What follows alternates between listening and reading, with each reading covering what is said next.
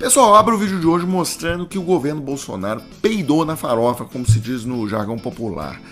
O que aconteceu? O STF intimou o governo a apresentar justificativas para essa zorra que está acontecendo aí com a vacinação das crianças, tá? E a secretária do Queiroga, quando apertaram ela respondeu ao STF dizendo que nenhuma preocupação séria de segurança foi identificada em vacinas contra a Covid em crianças.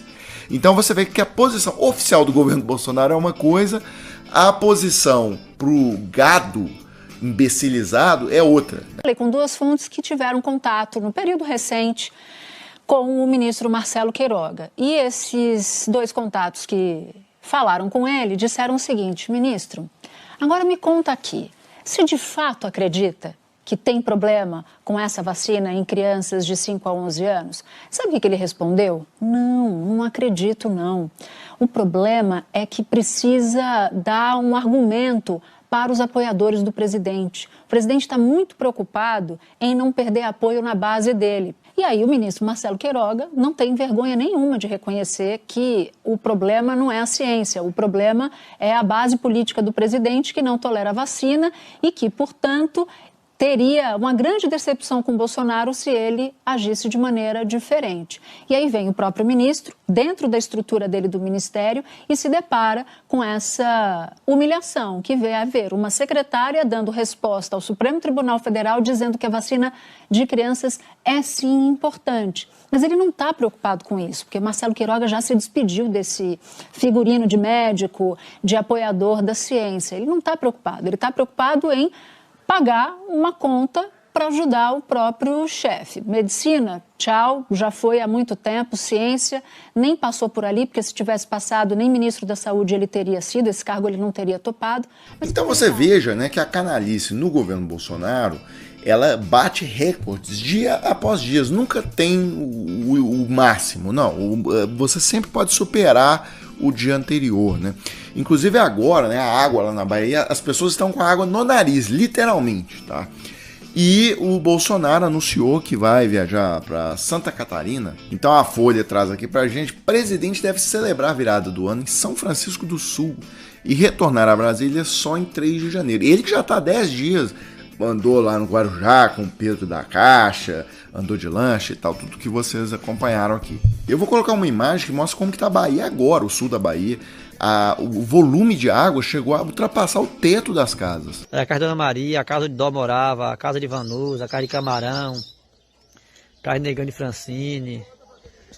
Pra tu ver como tá o cenário, de desolação mesmo, ó. Agora, teve gente aqui no Twitter que levantou uma questão relevante, né? Só reclame que um político está de folga se ele faz falta trabalhando. E isso é muito importante em relação ao Bozo.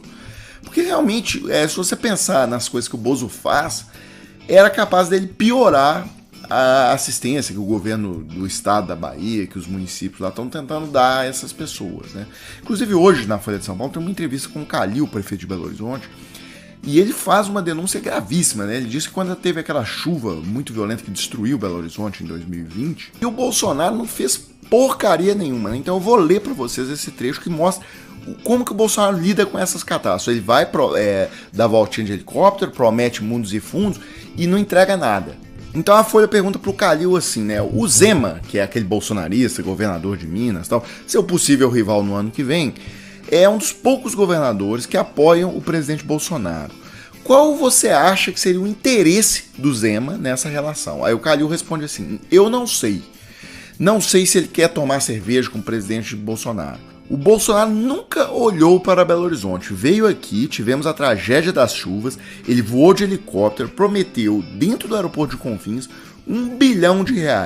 Mandou 7 milhões e nós, da prefeitura, tivemos que gastar 200 milhões. Pessoal, e aí só para fechar o vídeo, né, um assunto que está também gerando muito debate nas redes, é sobre esse filme que estreou na Netflix, chama Don't Look Up, Não Olhe Para Cima. E mostra os negacionistas, tal. Parece que é uma história de um cometa que vai bater na Terra. Os cientistas estão avisando isso. E os negacionistas, ao estilo de Jair Bolsonaro, negam, tal, e etc. Então, já até fizeram um paralelo aqui dos personagens do filme com os personagens da política brasileira, né, dos últimos anos. E aí, ainda entrando nessa área, acharam uma publicação antiga do Flávio Bolsonaro dizendo o seguinte: na verdade, ele está repercutindo uma fake news que circulou nesse submundo bolsonarista aí, de WhatsApp e tal, e afirmava que a Netflix poderia estar interessada em fazer uma série sobre o Bolsonaro. Então o Flávio, na íntegra, diz o seguinte: se a esquerda está apavorada com a série Mecanismo, imagina se eles soubessem que a Netflix Brasil poderia estar interessada em fazer uma série sobre o Bolsonaro. E aí agora o pessoal botou ao lado aí a capa do filme, falando, olha, realmente fizeram a série sobre o Bolsonaro, tá? Só que é um filme ridicularizando, né, esses imbecis e tal, os negacionistas. Então é isso, pessoal, a gente volta mais tarde, talvez aí com mais um vídeo pra página.